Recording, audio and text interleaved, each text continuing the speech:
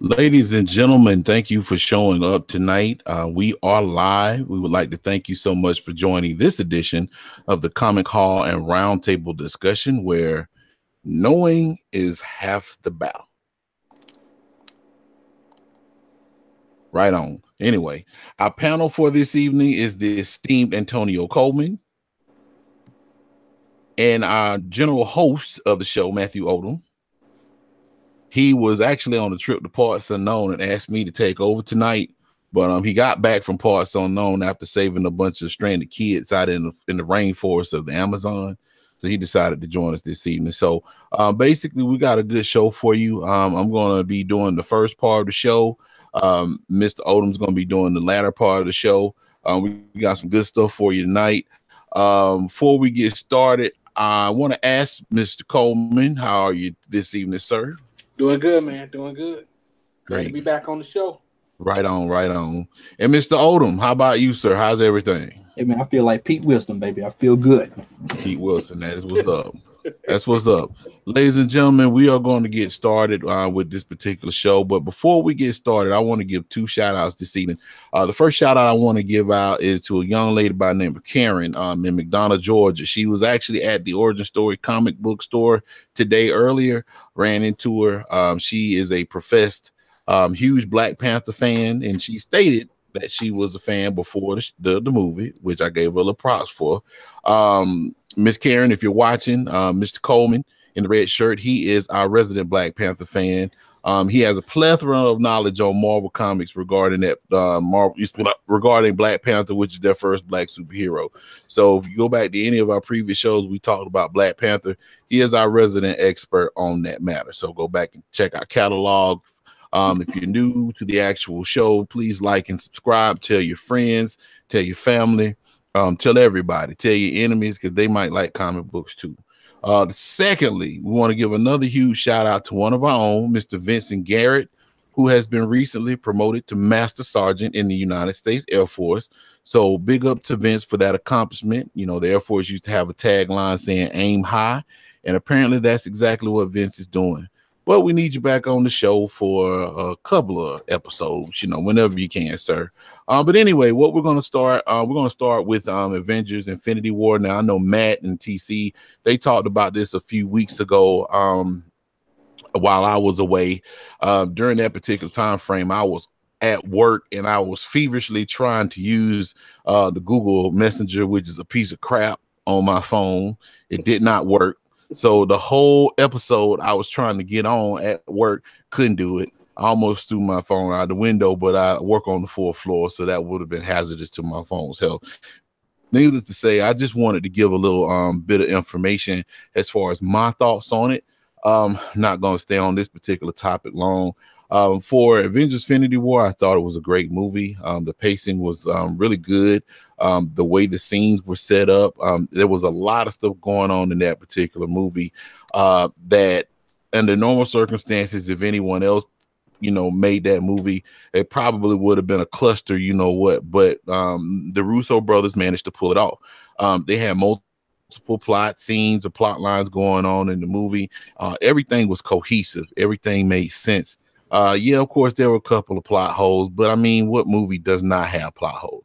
One of the biggest issues that I did have with the movie that I expressed to the group, we have another group where it's Matt, TC, and I, and a few others, where I didn't like how they did the Hulk. They played the Hulk like a chump. And I understand why they did it, because they wanted Thanos to be considered that dude.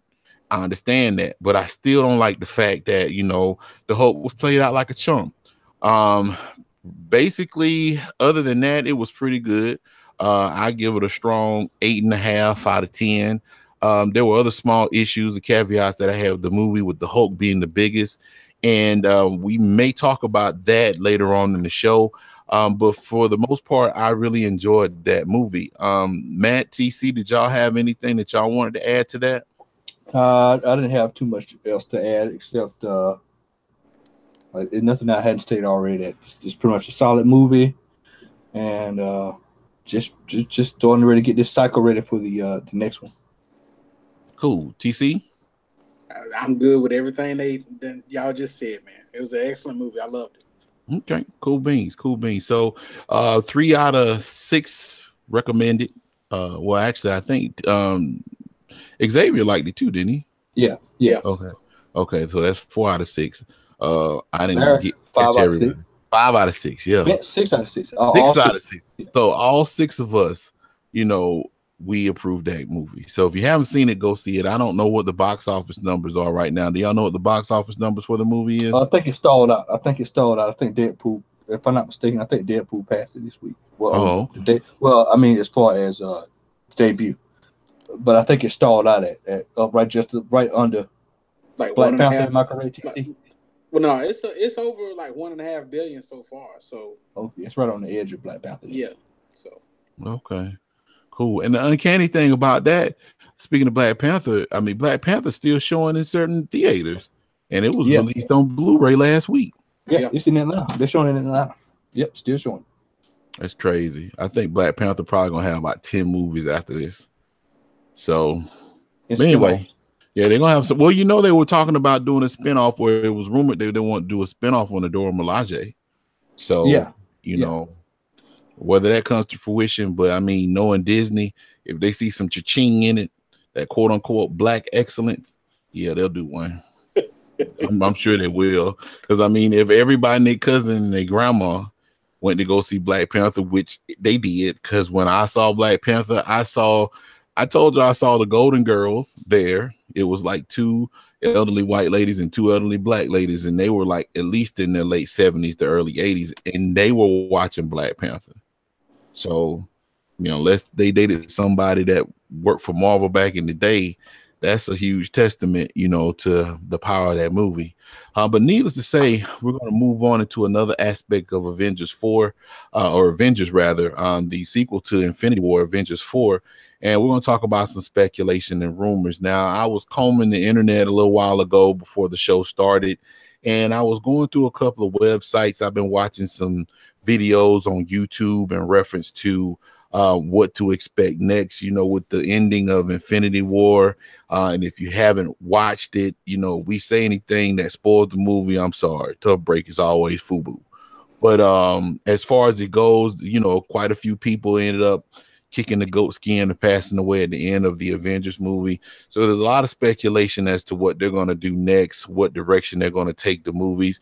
Kevin Feige was cited in saying that, the direction of the Phase 4 movies is going to go into an entirely different direction that many fans are going to enjoy and see as refreshing. So what that means is kind of like up in the air right now.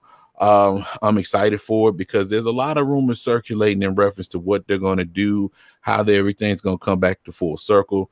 A lot of people were concerned that Spider-Man died. I know some people said they saw people in the movie theaters crying when Black Panther died, when Spider-Man passed away. I'm like, okay, but they didn't realize that they already had announced that there were a Spider-Man sequel coming, plus a Black Panther sequel had already been announced. As a matter of fact, not trying to skip the subject, but it's rumored that Jake Gyllenhaal, I think you posted that earlier, TC, is rumored to play the role of Mysterio in Spider-Man Homecoming. So for those who are concerned, who left the movie theater mad as or angry as a hornet's nest, being a hornet's nest, have no fear, because apparently Spider-Man is coming back, or else they would not be creating a sequel. It would be kind of dumb to have a sequel Spider-Man and he wasn't in it. Kind of like how Venom is being made without Spider-Man, but we're not going to even talk about that one. All right, we're not going to talk about that one. That matter of fact, that's I want a Matt Odom rant on that one. It may not be tonight, but at some point in time before this movie drops, I am formally requesting a Matt Odom rant on how in the world can you have a Venom movie with the Spider-Man insignia on his chest, but he has never met Spider-Man. Okay. All I gotta do, I'm not gonna go on a rant. I'm just gonna say we saw the trailer in the movie theater all together. We saw it. Yeah. You heard the people's reaction in the theater when it came on. That's all you gotta say. You heard the reaction. We didn't see any faces because it was so dark. We heard the reaction. And I'm here to tell you, they are in trouble. That movie is in trouble. And ladies and gentlemen, the reaction that he mentioned, because we all went, TC, Matt, myself, and one of the panelists, Larry Crocker, we all went to go see Deadpool, which we're going to talk about this evening. And when they showed that movie, I know I looked over to the left at TC, and TC threw both his hands in the air and gave 2 huge thumbs down. There was like really, and like it was utterance of groans. You know, people were using expletives. And not the PG-13 expletives. People were actually really disgusted, and rightfully so, because and I know we're off topic, but Sony needs to just go ahead and say, hey, we just need to work out a deal with Marvel Cinematic Universe so we could do these movies right, because at this particular point in time, it looks like the Venom movie is just a means for them. It's a big budget flop that they're using to try to keep the Spider-Man properties at bay. So, TC, you got anything to add to that since we talk about it? Nah, I'll wait for the real Spawn movie to come out instead of waiting for that.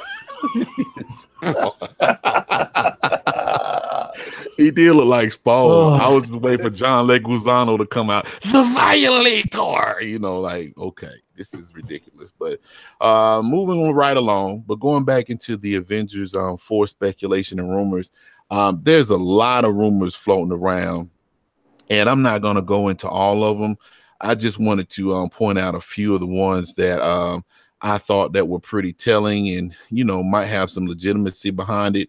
But according to radiotimes.com, there's a rumor, of course, that Ant-Man and Wasp are in Avengers 4, which is kind of a no-brainer almost. But apparently, rumor has it that the Ant-Man and Wasp movie, sometime towards the maybe end of that movie, is going to be explained how they did not get destroyed by Thanos by going into the quantum realm. Now, the quantum realm, and I went back and revisited Ant-Man. It was actually mentioned in the first Ant-Man movie, which is, if I'm not mistaken, the first Wasp got lost in the quantum realm, I think, or something along those lines.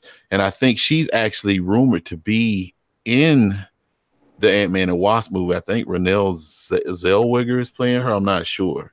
But somehow or another, is a rumor going around where they're supposed to be spared when Thanos did his thing, and that's how they're going to be in the Avengers movie. Also, there's rumors going around where time travel at some point will come into play. Now, this is a rumor that caught me. Basically, they were saying because the time travel is going to come into play, it's going to allow for certain characters that bit the dust previously to come back. And one of those characters rumored to come back is Quicksilver. So, you know, we don't know. We'll see. One other thing that I mentioned, or not mentioned, but read, and we talked about this in the group, is that Richard Rider, which is Nova, he's been rumored to appear in the next installment, along with other possibilities like Pip the Troll, as a prelude to Adam Warlock's MCU appearance. Also, I watched a video where they were saying Professor Hulk might show up because of the whole conflict between, you know, Bruce Banner and the Hulk. The Professor Hulk was a creation, I think, in the early 2000s, maybe the late 90s, where Bruce Banner took over the Hulk's body. So he had the strength. Well, actually, that was in the 80s too. So he had the strength of the Hulk, but he had his intelligence intact. He wasn't as strong as the Hulk because he had a limit to his strength. However, he was still, you know, within, you know, an immensely strong range. So you're looking at that, the Celestials, and then, of course, the Living Tribunal. And I also read that the Skrulls might be around because of a rumor, of a Phase 4 rumor regarding the next phase as far as the Secret Invasion story arc of 2008. TC, are there any rumors in particular that you heard that might be credible regarding the Avengers 4 movie?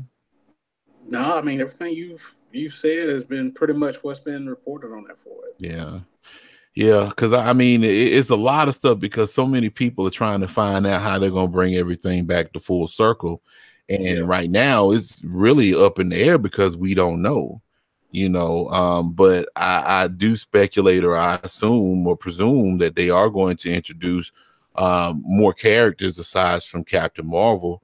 I mean, if you look at how they kept the whole Red Skull thing quiet in Infinity War, I mean, there's no telling who they have planned for this new movie. So, I think the only other thing I've heard, well, I know for sure, they said they're not going to bring Warlock around until the Guardians of the Galaxy Volume 3. Mm-hmm. So, which I think that's kind of, I don't know. I'd like to see him and at least show up at the end of Infinity War or something like that. But I mean, I understand that they want to save it and do other stuff with it. So we'll see. We'll see. Well, I mean, as far as it goes, it's kind of up in the air right now to where they're gonna go. All I know, peak out of fans and non-fans alike to determine what direction that they're gonna go. So I guess we'll see along the lines. Maybe because if I'm not mistaken, they've already filmed. They've completed. Yeah, the next one's done. Okay. Well, I guess we'll see as the months continue to roll by. All right, well, moving right along, we're going to get into some DC movie news. Shazam has finished filming. Director David Sandberg announced on May the 11th that Shazam has finished filming. Currently, the film is in post-production with a tentative release date of early 2019. Now, I did read that rumors of the Shazam movie trailer, along with Aquaman, may surface at the San Diego Comic Con. So, now, in my opinion, Shazam, I think, is one of these like Obi-Wan Kenobi, and the fact that they need another Wonder Woman to like allow them to have like a restart or a sensu bean to re-energize, get back into the fray. Now, I don't believe that right now DC can't really do anything to catch up with the MCU, but they still need that shot in the arm, that proverbial B12. So I'm going to pose this to you all. Can Shazam help the DC cinematic universe? I'm going to start with you, TC. In all honesty, I mean, until I see a trailer, I don't think so. I mean, because from the promo pictures and stuff they've shown, it doesn't look like it's going to be too much of a serious movie. I mean, it might be, but I don't think it's going to be a movie that's going to take itself serious on that floor. So because of that, you don't think that it actually is going to be any type of... I mean, you got to... I mean, for that, I mean, you got to have a villain. I mean, and you haven't seen anything villain-wise, because, I mean, that's the way as far as... when I look at a hero movie, hero story, you got to have a villain that's just as good as the hero or better than the hero in order to make it interesting. And that's with any story, as far as hero-wise, whether it be DC or Marvel. If you don't have a good villain in the movie, then it's pretty much going to be, it's not going to do good. I know Wonder Woman did pretty good with the way they hid their villain and didn't show up until like the very end of the movie, but that was just a rare case in that situation where they basically struck gold when they were just shooting in the dark in that situation. But you look at Batman, he's had Bane, he's had Joker. I mean, he's had Scarecrow in that very first one, but yeah. But I mean, you got to have a strong villain to be able to carry it and at least move forward. Mr. Freeze? Oh no, man! I had to think about that one. No. Two-Face, Riddler. No, the bat nipples. Those were enemies in and of itself. Yeah, enemies of that suit, those suits. No, I think Mr. Odom, what you think? Well, I think Shazam is going to be one of those movies that's going to just turn out to be silly. Now, this is the thing: is whether it's silly enough to get people like, oh, you got, kind of like, like Deadpool, where it's so silly that it's actually good. That's the problem. Is that the comedic, because it's supposed to be a comedy, right? You do know that, right? Yeah. So if it's gonna be a comedy, I mean, have you seen the poster? I've seen the poster. Somebody put the poster. I've seen the poster today. Yeah, they put the posters up. The poster was I saw it earlier today. The poster in itself is silly. So if it has a really strong silly tone and it has a decent villain, kind of like what we're gonna talk about with Deadpool, then you have a success, you have a chance of success. But it all just depends on really is if the movie's funny. If you walk in there and if it's one of these really lighthearted movies with bad writing, then you're in trouble. And I don't think DC can afford another, any more flops. So they have to. I mean, it's wrapped now, so all you can do is hope that they actually did, put some work into this and learn from their mistakes. At this point in the game, DC should be learning from their mistakes as opposed to just trying to throw crap at the wall and make it stick. So it'll be interesting to see. I mean, we'll see. Well, in the trailer's going to give you a good indicator. In this sense, normally I don't put a whole lot of stock in trailers. But in this case, I think there's going to be a lot to look at in this trailer with this movie. That and Aquaman. Since you brought up Aquaman definitely has to impress. So we'll see when they come out. But as of right now, I'm in the words of Antonio Coleman, I'm going to hold my reservations, just like I am with Battlefield 5, and that's a whole other topic for tonight. We'll discuss that later on. So. Well, you know what? I agree with you wholeheartedly, man. I mean, y'all know on the panel that I'm a huge Shazam fan, the original Captain Marvel. So to me, it's a lot riding on this movie. I mean, I'm not going to lie. Even if it's stupid, I'm still going to go see it just because it's Shazam. But I'm hoping that it at least puts DC in a predicament to where it's not a Green Lantern stupid movie. Like, oh my God, man, that dude, Zachary Levi, man, he needs to be banned from Hollywood because that movie sucks so bad, that type of thing. I do think there's a lot riding on Shazam. And the reason why I didn't add Aquaman in it, because I don't think too many people checking for Aquaman. Personally. Oh, the women are going to go see Aquaman. They're going to go see Aquaman. Women are going to watch that movie. And that's not being sexist. That's just what I know. Women like that dude, man. That dude, they're going to see that movie. They're going to see it. And all I can tell you is that I hope that they take the tone, a strong tone with it, kind of like a Game of Thrones type deal with it. And if they can keep a nice strong tone with it, then it'll be decent.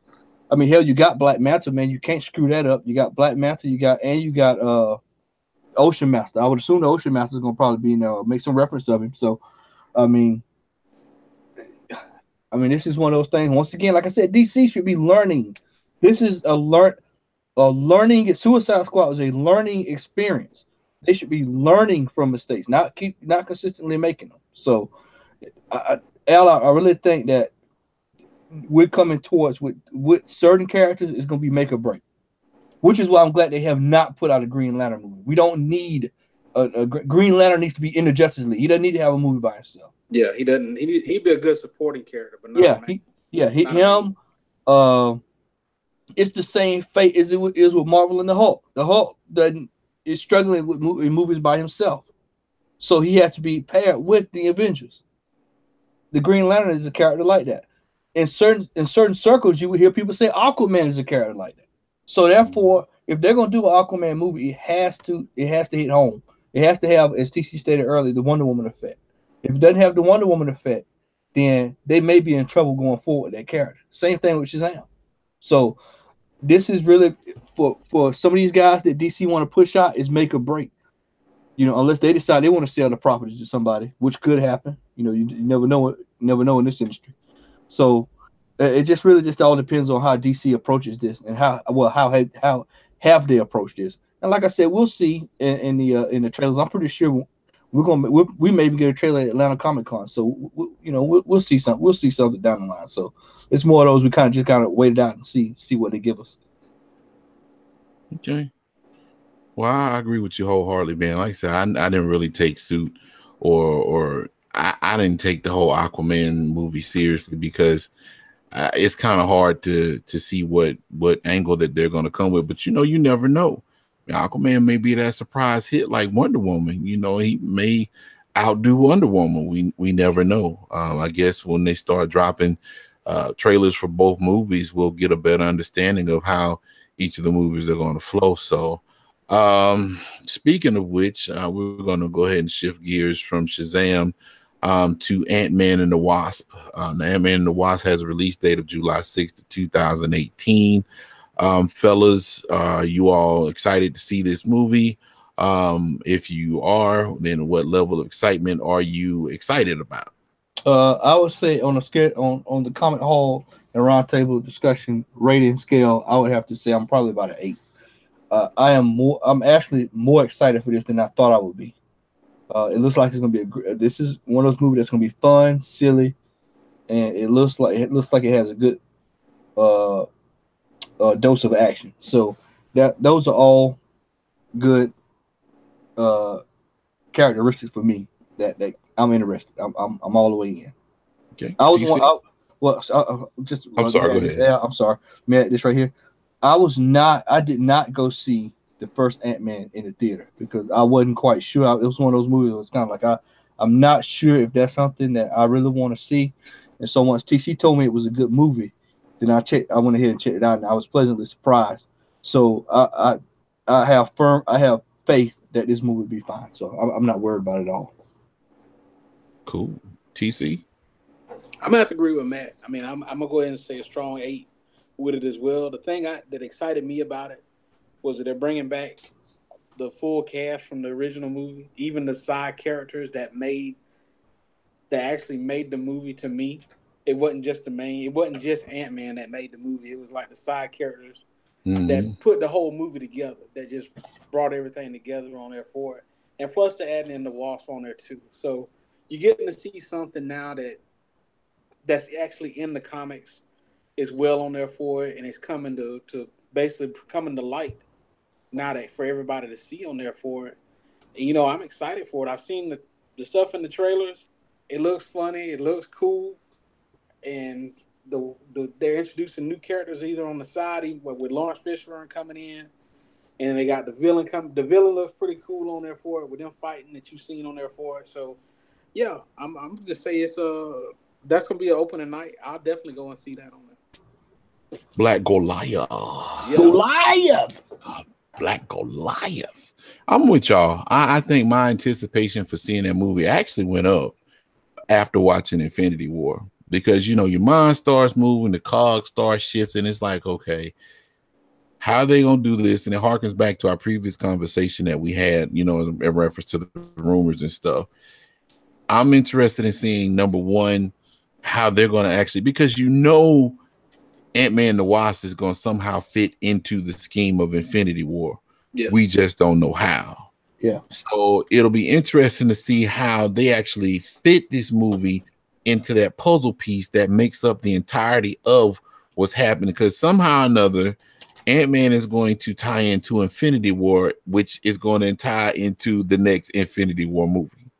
So with all that going on, it's like, wow, I really want to see this movie and see how they're going to piece this all together. So that's going to be a really interesting, aspect of watching the movie. So I think my anticipation level is going to be an 8 as well. So again, that movie drops July 6th, 2 days after the 4th of July. And I think I'm off that Friday, so I'll be able to go peep it out. So, all right. Well, moving right along, we're going to go to the next topic. And the next movie that I'm going to throw out there to y'all, y'all may or may not want to talk about this, is Solo, a Star Wars story, which is releasing this Friday, which is May 25th. Matt is giving the shoe fly shoe motion with both hands. So apparently he's showing mosquitoes and flies. Now, I will say this. I went to Rotten Tomatoes and Metacritic. Rotten Tomatoes is currently sitting at a 77. Metacritic is sitting at a 66. Most of the reviews that I read, they stated it was a fun movie, this, that, and the other, blah, blah, blah. I'm personally not really enthused on checking it out. If I were to check it out, it would be because of Donald Glover, because I read that his particular, his portrayal of Lando Calrissian is pretty much spot on. But other than that, I'm not really looking forward to seeing the movie. So since Matt did the shoe fly shoe, I'm assuming that he really don't want to say anything about it. So TC, you got anything to say? Nah, man. I mean, that's, like you said, it looks like a decent movie. It's got a decent cast, but I really wonder. I mean, what is the story going to be about? I mean, is it just going to be just showing a short timeline between the before the first movie?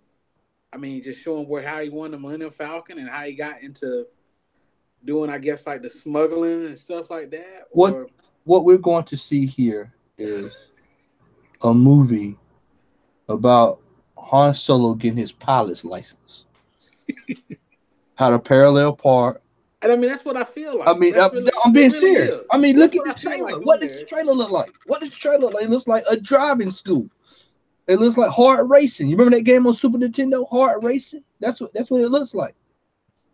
That's what it looks like. It looks like a movie that's going to be about basically him being a rebel as a kid, learning how to fly, and then fighting as an air pilot. And it's going to lead you into the Star Wars 1. I mean, so I don't quite, I know what they want to do. They want to give these characters, flesh them out. But there's only so many characters in the Star Wars universe that really needs to be fleshed out. Look, I would have taken a Boba Fett movie all day, every day, and 3 times on Sunday. If you give me an origin movie on that, give me an origin movie on the Imperial Guard. Mace Windu. You got all these other characters. Yeah. Solo is a guy. He's pretty much already. You can almost get his origin just by watching the older movies. You don't even have to watch a movie based on him. So, but Star Wars, diehard Star Wars fans are going to see this, and there's nothing wrong with them. I'm a diehard Star Wars fan. I will not be going to see this. I will red box this when it comes out. This will not go in the drawer with the rest of the steel books. I'm sorry. Will not be going there with the rest of them. So, hey, I hope if it does well, it does well. But I don't think the people I've talked to, and I've talked to several Star Wars fans, including you all, and the reaction that I'm getting is that people are not enthused by this movie. No. They see it more of a rushed project just to try to hold you over until December. This is also coming off the back end of Deadpool 2 launching last weekend. So I really don't understand what they were doing here. I mean, they said that this is probably going to be the lowest opening for a Star Wars titled movie ever. But I mean, we'll see. We'll see. It is. This is already said that they're gonna milk until they've said that we're gonna do another trilogy after this abysmal one after The Last Jedi really disappointed me. But they're supposed to be doing another trilogy after that, and if I'm not mistaken, I think one of the CEOs mentioned in an article that they really have no cutoff as to how long or how far they're going to take these movies. So for all we know, we might see Yoda's great in a Star Wars movie 15 years from now. You know what I'm saying? Named Coda. I mean, we don't know. But as far as it goes, I don't think this movie, and I'm with you, Matt. I mean, if it does well, it does well, fine. I think, in my opinion, they're trying to catch lightning in a bottle like they did with Rogue One. And, that movie, basically, the significance of that movie, it was just, and I think a lot of that movie, because of the fact that it was set right before A New Hope, that's what really drove the success of that movie. It was a, well-made movie, but, especially with Darth Vader being in that movie, that helped out tremendously. But I don't think they are going to do as well as Rogue One did when it dropped. So, TC, you had anything else to say? Good on it. Okay. Matt? Done and dusted. Okay. All right. Well, I am going to go over 2 more things, and after that, I am going to turn the reins over to the show to Mr. Odom so he can finish it out. But I do want to actually 3 more things. Hopefully X will get on pretty soon, but if not, I guess we could revisit it. But basically, we're just gonna skip over to some comic stuff right quick. Marvel's Fresh Start Initiative. We all know and we all read about their attempts to lure back long-term readers because of the whole legacy issue. That was a major factor in the Fresh Start Initiative, as many of the characters that they set to replace long-standing characters like Hulk, Thor, Iron Man have now been relegated to like B-team status.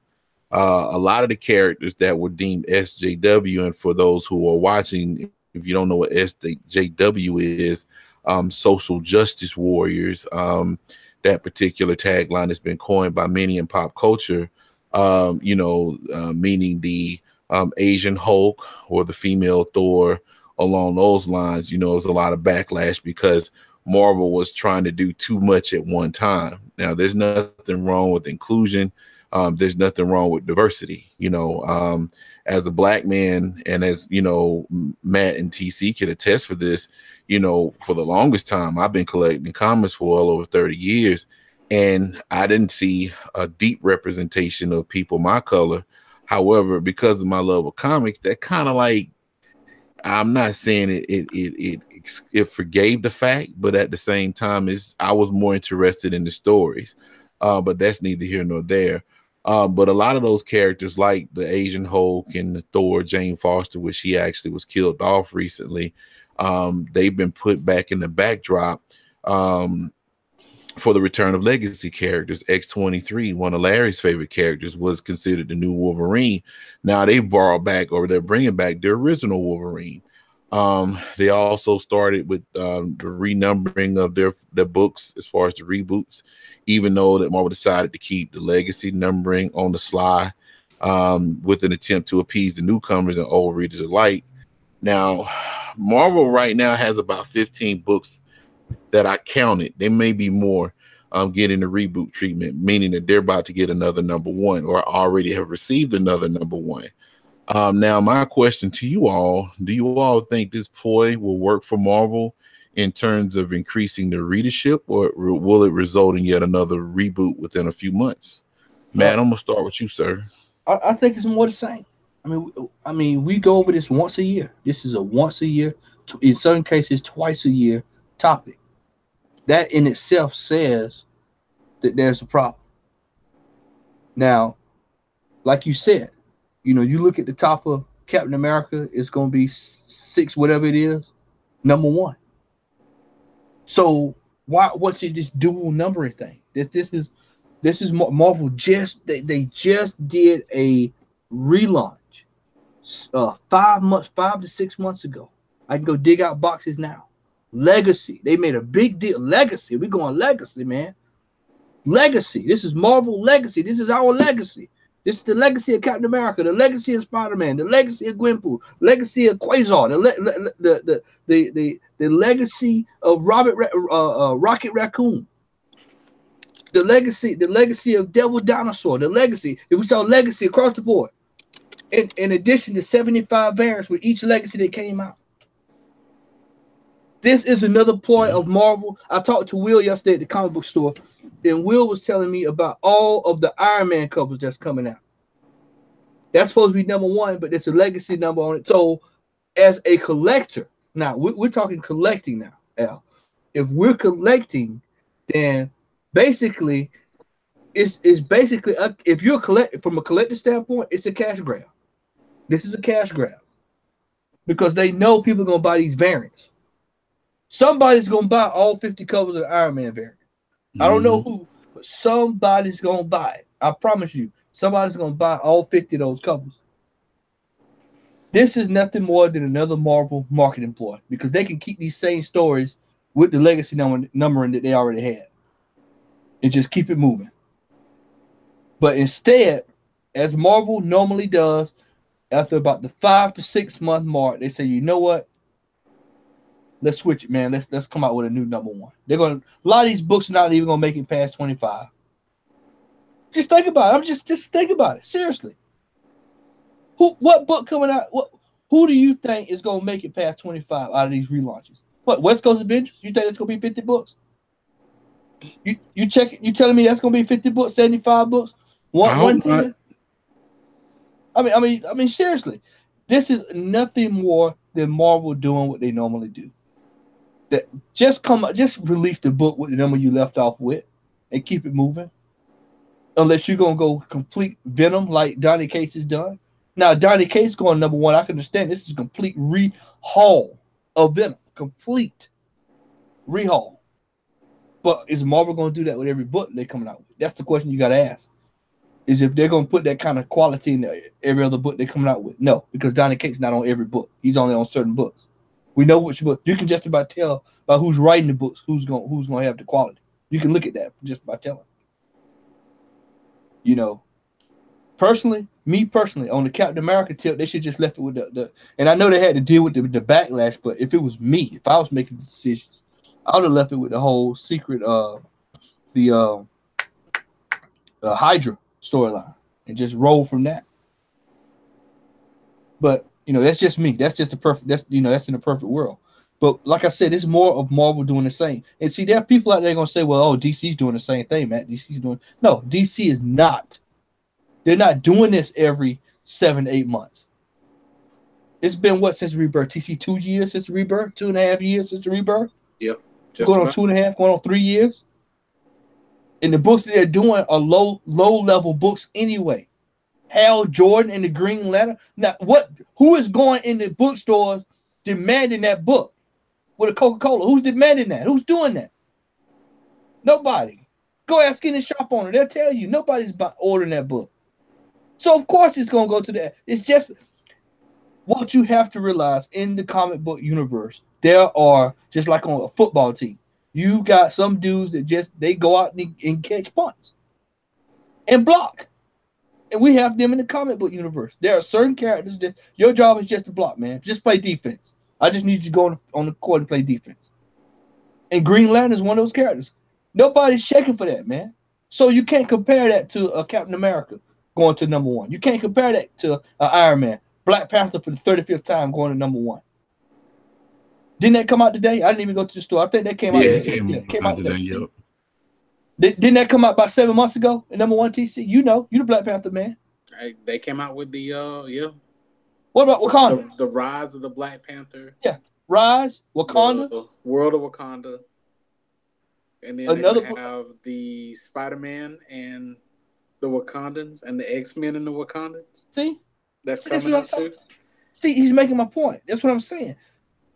These are all. This is just the same old thing with Marvel. Marvel does this. They do this all the time. What were we at, Al?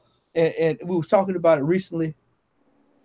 Oh, it was with the guy. It was with Jack, and Jack was saying Jack Thomas out of North Carolina. If you're watching, man, what's going on, brother? We're gonna get you on the panel on the next show. So get ready. But he was saying the same thing. Who has the better movies, but who has the better books? And this is the problem that Marvel is struggling with. On screen, you great. On print, you pitiful. And you got to go rehash number one. But like I told y'all before, we talked about this off air.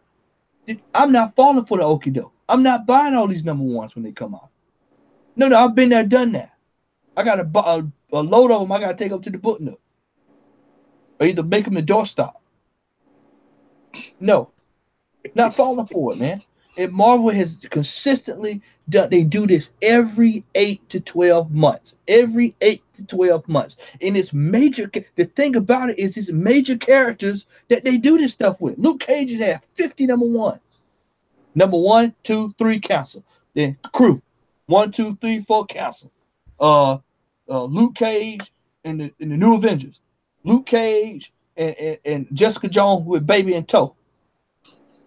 Number 1. Luke Cage goes to get a solo, number 1. You got Iron Fist, number 1. Iron Fist, Redemption, all this crap, number 1. Just silly stuff. A lot of these number 1s, fellas, I'm being serious. A lot of these number 1s you could just tie into a storyline and keep them going in the actual numbering that you already have. You don't even have to do a series on that. Back in the day, I was sitting here looking at Infinity. Back in the day, you only had those kind of big books like that if it was a major side story. Mm-hmm. Now, if they just come up with anything, it's a number 1. oh man, Devil Dinosaur is fighting Godzilla. We gotta have a 12 book series on that, and then we're gonna relaunch that too. It's the same thing. You know what? And for those on the DC side, well, I think who is doing the Batman is DC or Image. I can't remember which one doing the Batman and Ninja Turtles. That's another thing. That's why you had to see me talk about buying those books, because that's the same thing. Rehash that series 10 times. I've seen Batman and Ninja Turtles #1. I don't need to see it again. Well, how about Ninja Turtles and the Ghostbusters? No, I don't need to see Vigo and Shredder. I don't need to see that. That doesn't even make sense. And it's something that needs to be addressed. But you know how you address this issue, y'all? You address this issue by not ordering that crap. And at some point, shop owners are going to have to say, you know what? Not buying it. And I guarantee that'll cut a lot of that stuff out. Because if people don't buy it, it won't get done. Or people they'll stand up and take a listen. And that's my issue with it. I just wish they would stop doing it over and over and over. TC, I'm sorry, man. I was going. That was a concept. Nah, you could, man. TC? I'm gonna just leave it at this. The answer to everything is money. And that's it. Yep. I mean, it is what it is. I mean, it's like it's money. They're doing it. I mean, they're doing it for money. I mean, what does Larry say? What does Larry say? Oh, every time. Oh, let's look at the bottom line. People are gonna buy the books. But like I told y'all, when people say, you know what, I've had enough of it, then no. Then people will start doing it. But until then, it's gonna be the continuation of the same thing over and over and over. Number one after number one after number one. They've established now. What you got the problem with, Al, is you got characters like Amadeus Cho. Hell, man, what's the guy's name that debuted in Humans?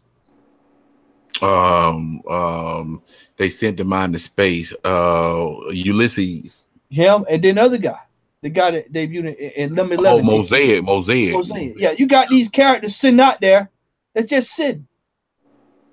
You've established them. Oh, the books didn't sell, Marvel? Oh, you had to stop it, Marvel. Oh, okay, I see. Okay, I got you, Marvel. I see what you're doing. It's the same old. And like TC said, at the end of the day, it's all money. We know that. But money doesn't necessarily equal quality. In certain cases it does, but in this case it doesn't. So people will be the judge. People like Tony with this new Black Panther come out, they'll be the judge. They'll tell you whether or not it's a shot. Like Thanos, they got it right with Thanos. But who wrote Thanos, TC? Donnie Cates did. Cates did. He the hottest thing over there right now. Well, that's what I'm saying. Is that they're putting out these books, but the writing sucks. And so when you turn around and you look, they're bringing out stuff that was already bad anyway, and then you're rehashing it as a number one so people to go buy it. You got the Cosmic Ghost Rider coming, man. Yep. Yeah. Who's writing that? Donnie Cates. Yep. What made? I'm done. Okay. Well, moving right along. Okay, so since we did all that with Marvel, we do have to show equal footing with DC. I was doing some reading earlier, and you mentioned it in your tyrant, Matt, that Hal Jordan Green Lantern Corps, of course, is going to be canceled along with Super Sons, which is the book that's based on Superman and Batman's sons. I did a little digging. Of course, Super Sons is supposed to be rebooted with the number one. There's speculation that Hal Jordan is also going to be rebooted, but there's no confirmation on that. Now, at this point, the upcoming books for DC that are to be canceled is going to be JLA, Batwoman Trinity, Supergirl, and then Titans and Teen Titans are in danger of cancellation. However, DC has an ongoing series, which I just bought the first 3 issues today, called Justice League No Justice, which apparently is going to change a whole bunch of dynamics for all the teams involved as far as the team level teams. would you all consider that to be Marvel 2.0, or does it fall under a different parameter? Because, you know, some people are gonna say, just like you said, man, well, DC doing it, they canceling this, that, and the third. But I have to agree with you in the realm of, you know, I couldn't compare Super Sons with the Hulk. I couldn't compare Batwoman with Spider-Man.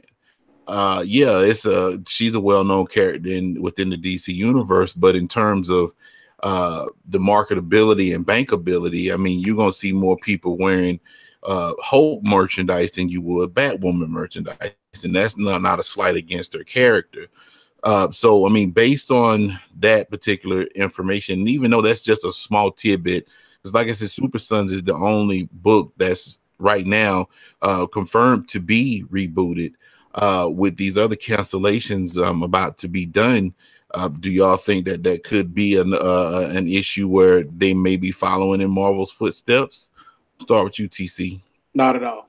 Not at all. It's to me, it's a difference between night and day, and the reason is that DC typically, when they do a reboot or put out any kind of comic, you're not gonna get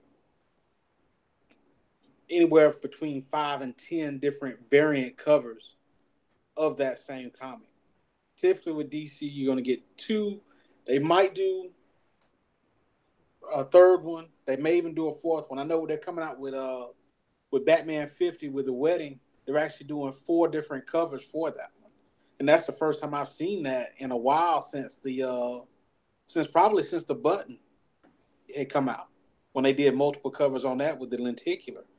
But they're not doing it as necessarily as like a cash grab to put out different variants for the number 1 issue and then do low counts and resell them and putting out different stuff on there for it. To me, and that's what Marvel typically does when they come out with a comic. It's like, well, we're gonna do this, and like with Black Panther came out today, there's 8 different variants for that comic. I mean, that speaks on itself alone. And one of them selling for $1,000, the other one selling for $500 because it's a 1 in 1,000 and 1 in 500. So the way DC handles theirs and the way Marvel does theirs is completely night and day on there for it. DC comes out with their variants, and they're usually good B covers. Very rarely, you may get a couple of bulletproof comics, or you may get a Matina variant here and there that goes, and typically DC has really great covers. Yeah. So when we look at DC and we look at the characters, okay, Super Sons was a pretty good read, but you can say, okay, well, if the numbers are not there, then you probably can bring them into a Batman universe or somewhere in the book. You don't necessarily have to have them by themselves. And I already stated about Green Lantern. Batwoman was one that I think Batwoman struggled in New 52, if I'm not mistaken. Mm-hmm. So Batwoman has traditionally struggled. Was Batgirl on that list too? I want to say it wasn't. Okay. I could be wrong, but I don't think it was. So when you look at characters like that, those are characters that can actually fit into their respective universes. Like Batman, you could put Batwoman in the Batman book. You put Batwoman in the Batgirl book. That kind of stuff. You don't necessarily have to have books, dedicated to that character. As far as like TC said with the variants, I mean, like I said, you're going to get cover price variants. So it's not like, okay, we got her to put this book out because Batwoman's going to be on such and such, so on the CW. So we got her to get this book out. Whereas if it was Marvel, we know whenever something big comes out, Marvel's going to be scrambling to hurry up and try to get a book that ties into whatever's coming out. I mean, hell, we saw what happened last year with here, I'll show it to you. Shit, I don't have to. Put it right here. We all saw this. No, yeah. We know about it. Classic is that. See, there it is. Oh, it never fails. Never fails. Right here. I've had it. Never fails. We know. It was like the run. It never fails. I tried to buy it. I didn't buy it. Larry, we know. It was like the run. It never fails. You should volume that, Larry. Larry.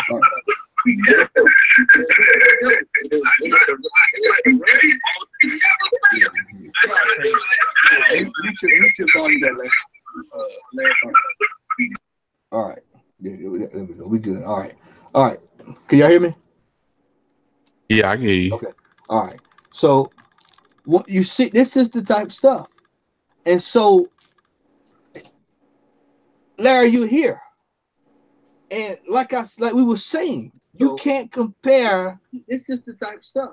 Iron Man to Batwoman. It's no way. There's no way you can't compare that. That's why he left, because I was telling the truth. But you see what I'm saying, Al. You understand? You understand where I'm going with this? I get where you going. Me, it's not like, and I have to say this all the time. I don't want to come across as being that dude that bashes Marvel, because y'all know I'm a huge Marvel fan when it comes down to a lot of the older stuff, especially with the X-Men and everything. That's what I grew up reading. Facts are facts. When you're looking at a situation and you see that Marvel has, like, for example, now I picked up the Hunt for Wolverine #1, and surprisingly, it was a pretty good read, right? But they got like 30 different variant covers for that one book. Like, what's the purpose or what's the point? Yeah, I know artists got to eat, but dang, man, why do you have that many books out for the same material that's in the first print of that book? To me, it makes no sense. But you have some people, like Larry mentioned a while back, that are completists. Like your boy, what's his name? The guy that buys everything from Will. Laylock. I mean, I personally, I work hard for my money, so you better treat me right. But at the same time, I can't afford to go out and buy, even if it's a book that I follow strongly, I can't afford personally to go out and buy 10, 15 copies of the same book. I might buy 1 or 2, maybe 3. It just really depends on how good the cover is. But I can't do that. And I think a lot of that Marvel is banking on the fact that you have people that are completists that go out and say, well, I need to get all these, I need to buy all of these. And that's one of the main reasons why now, and you touched on it earlier, where back in the day, like, for example, the Infinity Gauntlet, those Infinity War and Infinity Crusades that came out in the 90s, there were literally limited tie-ins with that particular, with all of those particular miniseries, meaning that you might have like an Infinity story in Doctor Strange that did not intrinsically tie in with the main story, but now you got tie-ins that you have to read in order to understand exactly what's going on in the main story. And it used to then be like that.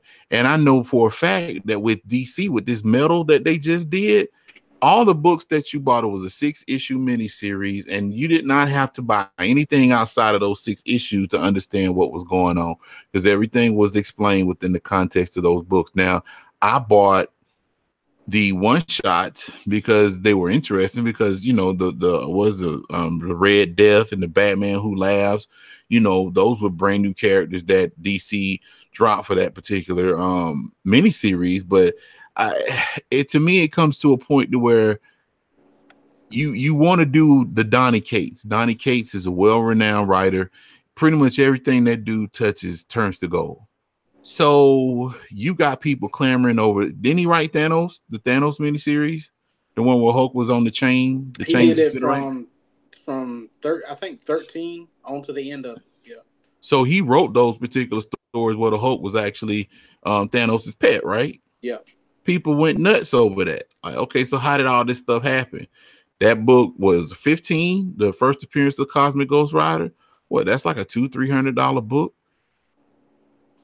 You know what I'm saying? Yeah, it's about something like that. About 200.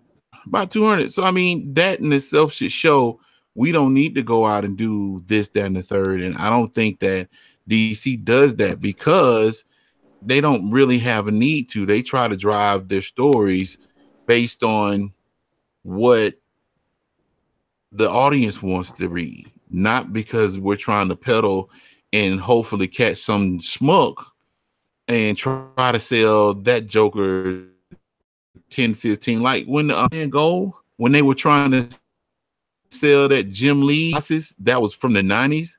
And what, that book's like a $1,000 book? No. But I mean, you know, I mean, it is what it is. I know, me personally, I know better based on my spending habits. I'm going to purchase what I like.